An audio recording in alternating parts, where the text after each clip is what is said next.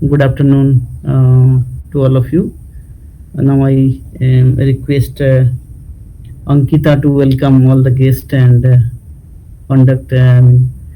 She would also welcome the speaker, Dr. Nilanjan Bhowmick. So over to Ankita here. Thank you, sir. A very good afternoon to all. I welcome you all on behalf of the Forum for Philosophy to its centenary lecture series on the Tractatus. Today's session will be chaired by Professor R.C. Pradhan. Welcome, sir. And our speaker for today is Dr. Nilanjan Bhowmick. Welcome, sir. Dr. Bhowmick is an assistant professor at the Department of Philosophy, University of Delhi. Dr. Bhowmick has authored a number of books and articles, the latest of which is the article titled Organizing, Fitting, Predicting, published in JICPR in 2021. The topic for today's talk is Logic as Mirror of the World. Sir, we are glad to have you with us here today. Over to you. Sir, you can also share your slides. We have shared the control with you. Okay, Akira, thank you very much. Let me see, where's my PowerPoint? So what I'm going to speak about is, where's the PowerPoint? Otherwise, we can also manage it. Yeah, we can share from our end. Yes. You have to tell us. No, I pressed the wrong button. I pressed the wrong button. But anyway, so I will be speaking about, there's a question that has always interested me as to what is logic. Well, that sounds like a very trivial question. I mean, logic has to do with inference. And so you ask the question, what is an inference? So basically from logic, you go to inference, then maybe from inference, you go to somewhere else. So it's a question that interests me, but I haven't done a lot of research in it. But when Professor Panda asked me whether I could say something about Wittgenstein's Tractatus, so when I read the Tractatus again, this question again came back into my mind. And I kind of wondered, what has Wittgenstein what has he to say about logic? Now, of course, the whole book is in a sense about logic, so he has to say a lot about it. But there are some very key things that struck me, as if how do these interests of Wittgenstein, he's obviously very interested in inference, and he's also interested in to say something interesting about logic, which is world directed. I mean, the book Tractatus in some sense is a very world directed book. It's also transcendental in some sense, but it is a world directed book. So he appears to think that logic is a mirror of the world, and he also appears to think that logic is about inference. He doesn't say that immediately and clearly, but it's pretty obvious that he thinks that forms of inference are involved in logic and whatever. So, right, let me see if I can share my, well, not my screen. I got very confused as to how to share the. No, don't worry. Don't worry. We can manage that. Yeah. We are trying. We will help. Yeah, right. I got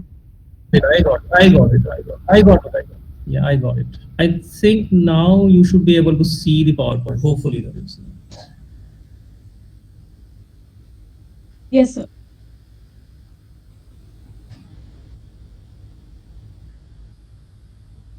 Yes, come now. Okay, yeah, great. Yeah. So the basic idea is, what is logic, and I think that's the question that we should keep in mind. It's all right, whatever Wittgenstein says is fine. That's of course what we are going to speak about. But the key question is, what's logic? And I think Wittgenstein has a very interesting picture of logic in his mind, which is different from the one that Russell has, that Frege has. He owes so much to Russell and Frege, as all of us know. But it is different from Russell and Frege. I won't say much about Russell here, because I'm not very sure what picture of logic he had in mind. But certainly with Frege, we have some idea what he thinks about logic in a general sense. So when we think about logic, we usually think that logic is about distinguishing good from bad arguments. This is what we teach when we teach in class, and this is what all the students learn. They learn to do derivations and whatever. So they learn that there are certain valid forms of inference, and we can figure out which are the invalid ones. We can prove something is invalid. So it's something we do in class all the time. We do it in exams. I was grading logic copies in the morning, so that's what I was grading. I was looking at valid derivations and invalid ones and whatever. So logic is associated with proving and with an aim to produce a gapless proof source. Yeah, this idea comes from Frege, but the gapless thing is not that important really. But the idea is that it deals with inferences. That's the main idea. Now, Frege tells us in the thought in 1918 that logic aims at truth, just like beauty aims at, or rather, aesthetics aims at beauty and morality aims at the good. So, logic aims at the truth. And that laws of logic are the laws of truth. So, when you give some law of logic, like law of excluded middle, maybe, or you state modus ponens or something, that's a law. It's a law of truth. And so basically logic is the pursuit of the laws of truth. So basically the laws of truth will tell you everything about truth. And that's an interesting and fascinating idea. But that's what Frege thinks logic is. So initially when I had read Frege's article, I thought, well, that's a very strange idea about logic. It didn't strike me as very obvious, but yeah, all right. So in a sense, we can understand it, that logic is about inferences, and we have these deductive inferences that we have. There's a deductive structure to it, and the deductive structure is helped out by various laws of truth that we have. And so yeah, that makes some sense. Logic is about the search for the laws of truth. So yeah, all right, in a sense we can make some good sense of this idea, and it seems quite right. So that's one way to think about logic. I'm not saying this is the only way to think about logic, but that's one way to think about it. So logic is about inference, it's about searching for the laws of truth, and searching for the laws of truth is nothing but searching for forms of inference in some sense. So let's turn to Wittgenstein. What does he say in the Tractatus? And Wittgenstein is following Frege very closely. So he says, I mean in time, I'm not saying in thought, but we'll see that in thought too, he does follow Frege pretty closely. So in Tractatus Logica Philosophicus in 6.13, late in the book that is, Wittgenstein says, logic is not a body of doctrine, but a mirror image of the world. Logic is transcendental. So, well, I suppose that when he says logic is not a body of doctrine, he means logic does not make contingent statements about the world, just like a theory would say something in physics or chemistry or biology, whatever. There's a kind of body of doctrine involved. You say things that are true or false about the world, and you may be right or wrong, whatever. So that is why it is not a body of doctrine, because logic does not make contingent statements about the world. Logic can't be wrong or right. I mean, there are certain tautologies in it, and that's about it really. They say nothing. So logic essentially tries to come up with statements that say nothing, though they do have sense, and we'll see that later. So Wittgenstein says something. If you look at this statement, logic is not a body of doctrine, but a mirror image of the world. Logic is transcendental. I'll come to the transcendental part much later. So it's a very strange thing to say. I mean, if you really think about it, as a student, let us say I tell you, say I come to class and say, logic is a mirror of the world. So what are you going to study? You're going to study a mirror of the world. That would sound very strange to a student. If you say, well, we are going to study inferences, we will make a distinction between good and bad arguments, well, that makes some sense to a student. The student will say, or it makes sense to the teacher, of course. So if I told other people that what do I teach? I teach them, I teach to mirror the world. That wouldn't make any sense to anyone. So when I read this sentence as I was reading Wittgenstein, I thought, well, that's very strange. That doesn't make any sense at all. What can this possibly mean? Now, one very important thing to understand is that Wittgenstein is not speaking metaphorically. He's not trying to make some metaphorical statement here. I don't think the Tractatus contains metaphorical statements. They might, there may be some metaphorical statement, but Wittgenstein is speaking very seriously, very literally. This is an assumption I'm making. It's possible I'm wrong about this, but I don't think that Wittgenstein is speaking metaphorically. So it is a very odd thing to say that logic is a mirror of the world. I mean, I'll come back to the transcendental part. There's an interesting. He says that ethics is transcendental, aesthetics is transcendental, and he also thinks logic is transcendental. But I don't think he means transcendental in the same sense as in ethics and aesthetics. So let's come back to this issue. What does it mean to say that logic is a mirror of the world? And how is it possible that it can be a mirror of the world and also be helping out in inferences? Are these two ideas compatible? Even if they are compatible, what's the connection between these ideas? Any two ideas can be compatible, that's all right. So that's not a big issue. But the issue is, how are they connected to each other? That's the issue. I mean, everything Wittgenstein says about in the nature of logic is such that it is essential. Nothing is accidental in logic. I believe he says that in the Tractatus. So if nothing is accidental in the Tractatus, in logic, sorry, then when you say logic is a mirror of the world, that's not accidental about it. And when he says, well, logic has to do with laws of logic, inference, whatever, there's nothing accidental about it. These ideas must be connected. And so the question that I asked when I was reading the Tractatus was, how are these two ideas connected to each other? it seems very obvious to me that logic has to do with inference. But he says that, well, it's not just inference. His main statement about logic is that it is a mirror image of the world. So how are these two ideas connected? Now, I didn't find any great literature on this, so I kind of just thought about it on my own as to what possible connection can be found in the text. And there are some very obvious ones actually. So we might get a better idea of answering the first question, which is what does it mean to say logic is a mirror image of the world, by figuring out what to say about the second question, which is how can it be the case that logic is a mirror image of the world and also it deals with inferences. Wittgenstein never says it doesn't deal with inferences. He indeed says so. He says that yeah, logic deals with inferences, whatever. He has some interesting ideas about inference, which I could not go into. I believe we did have a talk on that previously, or maybe I am guessing this, but there are some good articles, recent articles that have come out on what Wittgenstein thinks about inference. It's a very interesting issue, actually, what he says about inference.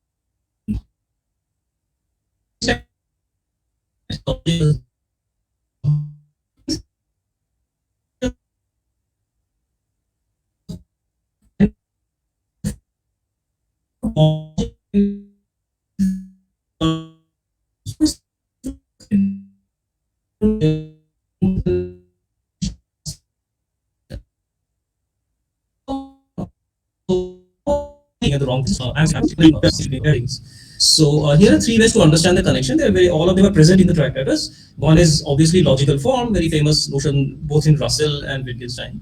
Then there is logical analysis, again very famous notion both in Russell and Wittgenstein. Then we have laws of truth, which as we saw was there in Frege, and it's there in Wittgenstein also, but he doesn't use the phrase laws of truth. He just simply uses the phrase tautology, but a tautology is a law of truth.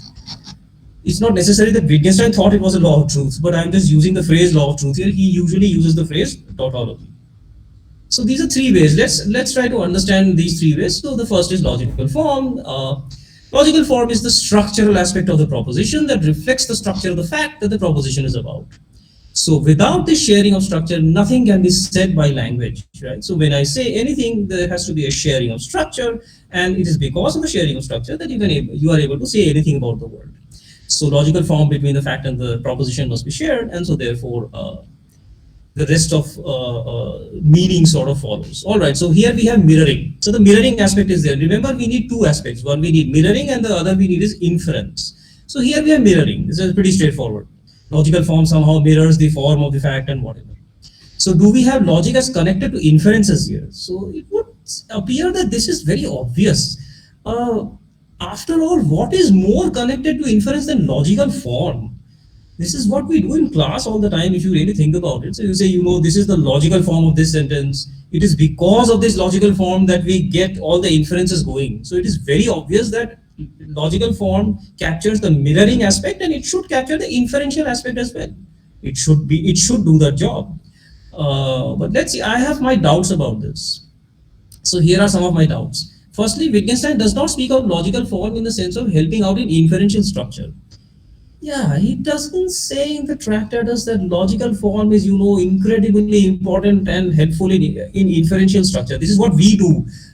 Modern logicians are very big about this. We have to find out the logical form. Why? Because it helps us in inferential structure.